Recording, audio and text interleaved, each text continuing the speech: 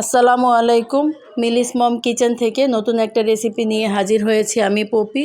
তো এইখানে মুড়ি দিয়ে একটা রেসিপি করেছি। আমাদের সবার ঘরেই মুড়ি থাকে। তো এই যে একটা বাটিতে 2 কাপ মুড়ি নিয়েছি। তো মুড়ির সাথে 2টা ডিম ভেঙে দিয়েছি।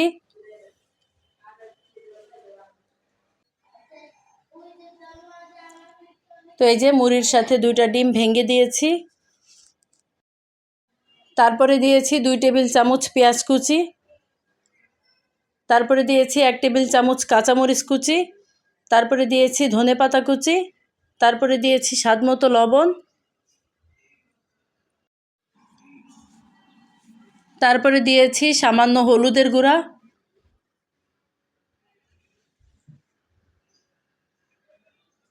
তারপরে দিয়েছি আধা চা চামচ জিরা গুঁড়া। তারপরে দিয়েছি 1/3 কাপ চালের গুঁড়া।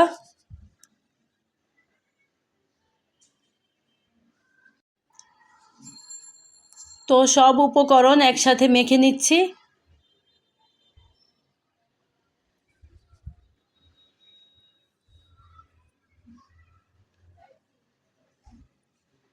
তো আপনারা যখন তৈরি করবেন তখন এটা শুকনো থাকতে পারে, পানি লাগতে পারে একটু সামান্য। তো আমার এখানে কোনো পানি ব্যবহার করি নাই। তো এই যে দেখেন মুড়িটাকে মেখে নিচ্ছি সব মশলার সাথে। তো এখানে ভালোভাবে মিশিয়ে নিতে হবে।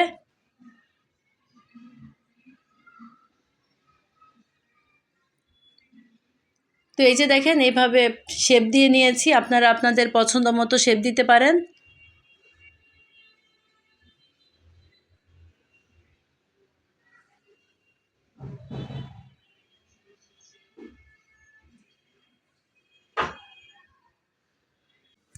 তো এই যে মুড়ি দিয়ে বানানো সবগুলো কাটলেট এভাবেই তৈরি করে নিব।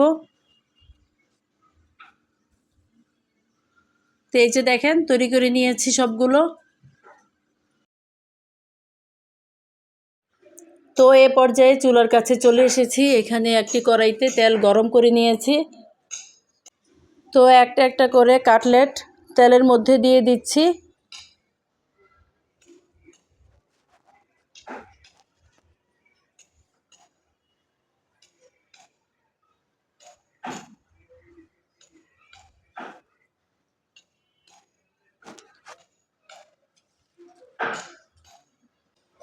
তো এই যে কাটলেটগুলো ভেজে নিচ্ছি।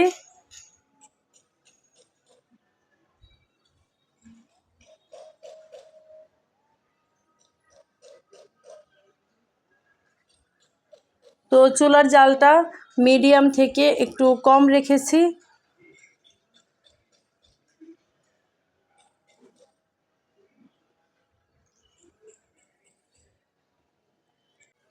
তো এই যে কাটলেটগুলো এক পাশ ভাজা হয়েছে, এখানে উল্টে দিচ্ছি, অন্য পাশটাও ভেজে নিচ্ছি। তো এই যে কাটলেটগুলো ভাজা হয়েছে, এখন একটা প্লেটে তুলে নিচ্ছি।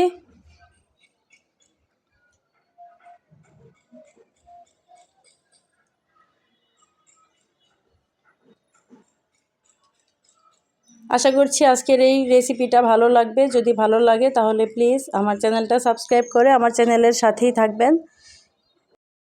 আমাদের সবার বাসাতেই মুড়ি থাকে। তো মুড়ি দিয়ে যদি এভাবে ঝটপট বিকালের নাস্তা তৈরি করা যায় তো ছোটদেরও খুব পছন্দ হবে, বড়রাও খেতে পারবে। তো সবগুলো কাটলেট এই একই নিয়মে ভেজে নিয়েছি।